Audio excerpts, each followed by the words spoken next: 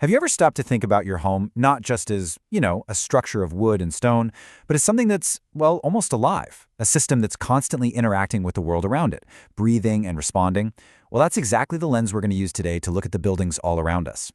So let's just get right to the big question for this whole explainer. Is your house just an inanimate box that keeps the rain off your head? Or is it something more? Something like a living skin, mediating between your world inside and the wild world outside. And this brings us to a really key term, the building envelope. It's a great name for it, really. Just like our own skin, it's that critical boundary where the inside meets the outside. It's where all the action happens, managing the flow of energy, materials, you name it. This envelope is what keeps us comfortable, and honestly, understanding it is the key to creating way better buildings. Okay, so how does this quote-unquote living skin actually work? To figure that out, we need to dive into the invisible forces your home is constantly up against. So let's peel back the layers and get into the science of staying comfy. It all boils down to one simple, absolutely fundamental law of physics. Heat always, and I mean always, moves from a warmer place to a cooler place, no exceptions. That one single rule dictates everything, whether your house is bleeding heat on a freezing winter day or soaking it up during a summer scorcher. The first way heat gets around is through something called conduction. This is the direct, hand-to-hand transfer of energy from one molecule to the next. The easiest way to picture it? Just think about grabbing the metal handle of a hot pan on the stove. Ouch, right? That heat zips directly from the pan, through the metal, and right into your hand. That's pure conduction. Next up, we've got convection. This one's all about movement in fluids, so think air or water. When you turn on a radiator, it heats up the air right next to it. That warm air gets lighter and rises, and cooler, denser air sinks down to take its place. This creates a little circular current that pretty soon has warmed up the whole room. That's convection doing its thing. And the third piece of our heat transfer puzzle is radiation. This is heat that travels as electromagnetic waves. For this one, you don't need any direct contact at all. Just think about feeling the warmth of the sun on your face. That heat traveled millions of miles through the vacuum of space to get to you. That's radiation. All right, so conduction, convection, radiation. Cool concepts, but what does that actually mean for your heating bill? Where are these invisible forces hitting your home the hardest and letting all that precious warmth escape? Okay, now this slide is so important. It shows one of the biggest culprits for heat loss, something called a thermal bridge. Look on the left, you see a properly insulated wall. That fluffy insulation is like a thick winter coat, slowing heat transfer way down. But on the right, look at that metal stud. Metal is a fantastic conductor of heat, so it creates a literal highway, a bridge for your indoor heat to race right outside, leaving you with cold spots. Understanding problems like thermal bridges, well, it actually sparked a massive shift in how architects and designers think about buildings. It's a move away from seeing them as these inert, sealed boxes and towards seeing them as dynamic, breathing filters. I mean, for most of human history, we kind of had to build in harmony with nature. Just look at this sod house from Nebraska. The builders used the earth itself, these thick walls of prairie sod, as a super effective natural insulator. It kept them warm in the winter and cool in the summer. The building envelope was the climate control. But then, in the 20th century, we got all these amazing mechanical systems and our thinking changed completely. This slide nails that shift.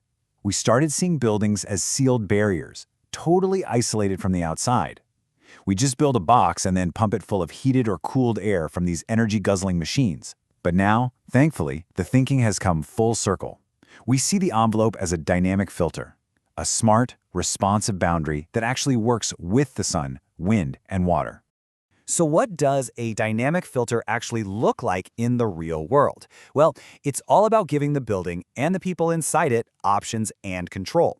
Things like windows you can actually open for a nice cross breeze, smart glass facades, adjustable shades, shutters, all things that let the building respond to the changing conditions of the day. And once you start thinking this way, with this idea of a dynamic envelope, it opens up some incredibly clever and really elegant ways to design, ways to work with nature, not constantly fight against it. And what's the most powerful natural force we have to work with? The sun, of course. The central idea here is called passive solar design. And that word, passive, is everything. We are not talking about complex solar panels or pumps and equipment. Instead, the building itself, its very bones, its windows, walls, and floors, becomes the system for collecting, storing, and distributing the sun's free energy. And this slide shows one of my absolute favorite examples of this, the Trombe wall. Look how brilliantly simple this is. Sunlight streams through a south-facing pane of glass and hits a thick, dark-colored wall. All day long, that wall just soaks up the sun's heat, acting like a giant thermal battery. Then, when evening comes and things cool down, the wall slowly radiates all that stored heat back into the room, keeping it cozy all night long. No moving parts, no electricity, just smart design. And hey, it's not just the walls. We can put the roof to work too. A green roof, wow. It does so much more than just look nice. It protects the actual roof material from the sun, it helps manage stormwater, it cools the air around it, it provides amazing insulation, and it even creates a little habitat for birds and insects. It's a total multitasking masterpiece. Now, as you can see here, not all green roofs are created equal. You basically have two main types. Intensive roofs are deeper, almost like a rooftop park. They can support bigger plants, even trees, but they need more upkeep. Then you have extensive roofs, which are much shallower and use really hardy, low-maintenance plants. They're lighter and generally easier to manage. So when you start putting all these technologies and ideas together, the smart envelopes, the passive solar walls, the living roofs, you start to realize they're all pointing toward a much bigger concept. It's about shifting our goals beyond just being efficient and moving toward a truly regenerative future. It all really comes back to this classic foundational definition of sustainability, which was laid out way back in 1987. It's all about finding that balance, making sure that the way we live today doesn't steal opportunities from the people who will come after us. And this right here highlights a crucial and really exciting evolution in our ambition. For a long time, green design just meant reducing our negative impact. Using a little less energy, creating a little less waste. The goal was simply to be less bad. But that goal is shifting.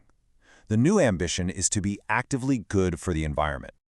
I mean, we've all heard reduce, reuse, recycle, right? It's been the mantra for decades, and it's still super important, but the thinking has evolved. A lot of designers are now adding a fourth, incredibly powerful step to that list: regenerate. And this really leaves us with a final, powerful question to chew on. What if our buildings stopped being a drain on the world's resources?